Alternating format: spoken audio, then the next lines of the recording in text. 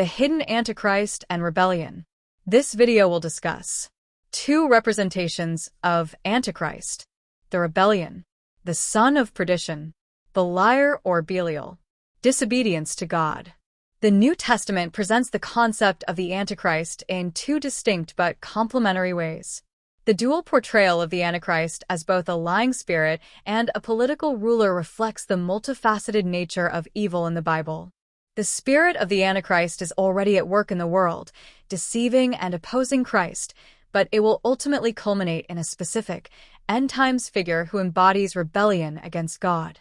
Together, these perspectives provide a comprehensive understanding of the Antichrist's role in the spiritual battle between good and evil. There are significant parallels between the rebellion of the Antichrist against God and the serpent's role in leading Adam and Eve into rebellion. Both narratives highlight the themes of deception, rebellion against God's authority, and the desire to usurp God's place. Here's a deeper look at the similarities.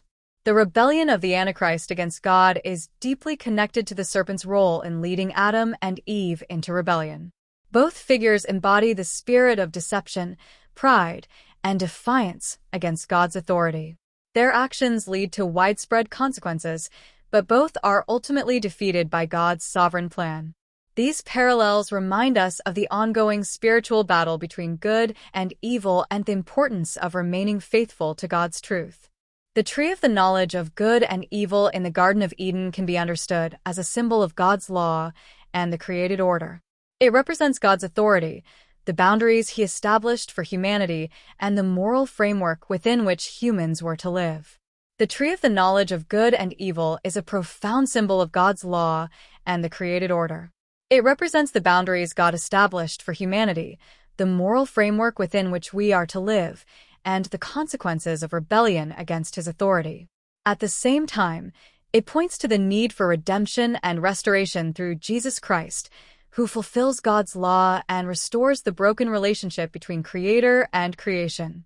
The tree serves as a timeless reminder of the importance of obedience, trust, and dependence on God. The man of lawlessness, or man of sin, and son of perdition described in 2 Thessalonians 2 verses 3 through 12 share significant similarities with the little horn in Daniel 7 and 8, the beasts in Revelation 13, and the false prophet in Revelation chapters 16, 19, and 20. These figures are often interpreted as representing the same ultimate antagonist, often identified as the Antichrist, who opposes God, deceives humanity, and seeks to exalt himself above God. The man of lawlessness in 2 Thessalonians 2 verses 3 through 12, the little horn in Daniel, and the beasts and false prophet in Revelation are closely connected figures. They all embody the spirit of rebellion against God, deception, and persecution of his people. While their descriptions vary slightly depending on the context and genre of the biblical book, they collectively point to the ultimate antagonist of God's kingdom, who will be defeated by Christ at his return. These parallels highlight the consistency of Scripture's portrayal of evil and the ultimate triumph of God's plan. In the King James Bible, the term son of perdition is used only twice, once in 2 Thessalonians 2 verse 3 to describe the man of lawlessness, Antichrist, and once in John 17 verse 12 to refer to Judas Iscariot, the disciple who betrayed Jesus. Both figures share striking similarities in their roles and characteristics as they embody rebellion, betrayal, and ultimate destruction. In the 6th chapter of John, Jesus explained that he was the spiritual bread of life, and unless you eat his flesh and drink his blood, you have no life in you. After that, is it a coincidence that in chapter 6 verse 66 that a falling away or apostasy is described? The 12 apostles remain, and Jesus calls one of them a devil. That one is Judas, the son of perdition. Judas Iscariot and the Antichrist, the man of lawlessness, are the only two figures in the King James Bible called son of perdition. Both share key characteristics, including betrayal, deception, association with Satan, and ultimate destruction. Their stories serve as powerful reminders of the consequences of rebellion against God and the importance of remaining faithful to him. While Judas's betrayal was personal and historical, the Antichrist rebellion will be global and eschatological, but both point to the ultimate victory of Christ over evil. The term Belial, or Beliar, appears in the Bible as a name or descriptor for wickedness, evil, or worthlessness. It is often associated with Satan or demonic forces and is used metaphorically to describe people or entities that embody rebellion against God.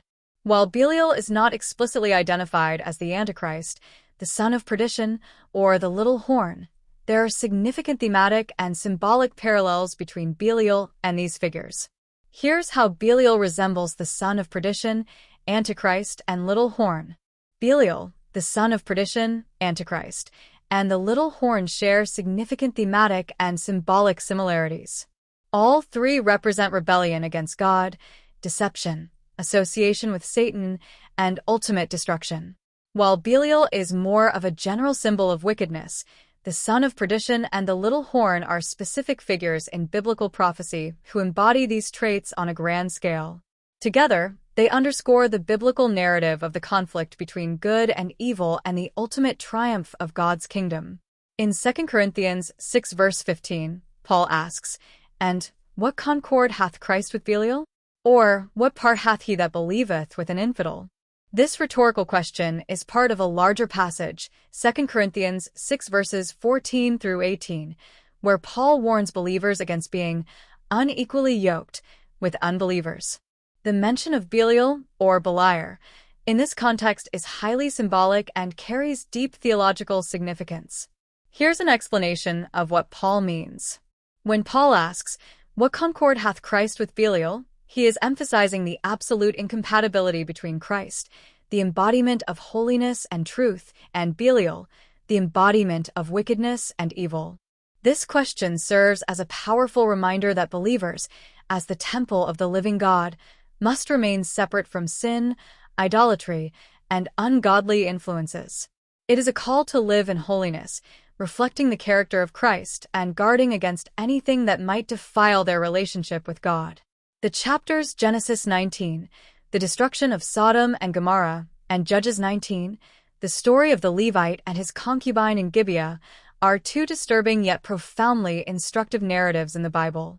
Both chapters highlight the consequences of disobedience to God's created order and the devastating effects of moral corruption and social breakdown. Here's a breakdown of the lessons about God's created order and disobedience taught in these chapters. The stories of Genesis 19 and Judges 19 teach powerful lessons about the consequences of disobedience to God's created order. They illustrate how moral and social breakdown leads to chaos, suffering, and divine judgment. At the same time, they call readers to reflect on their own lives and societies, urging repentance, obedience, and a return to God's ways. These narratives serve as sobering reminders of the importance of living in alignment with God's moral order and the need for His redemption in a fallen world. While Genesis 19 and Judges 19 depict similar acts of human depravity, Jude uses the destruction of Sodom as a broader example of God's judgment against ungodliness, including the rebellion of angels. Therefore, while Genesis 19 and Judges 19 show examples of the same type of sin, Jude uses those examples to make a larger point about God's judgment. Evil will be punished in the end.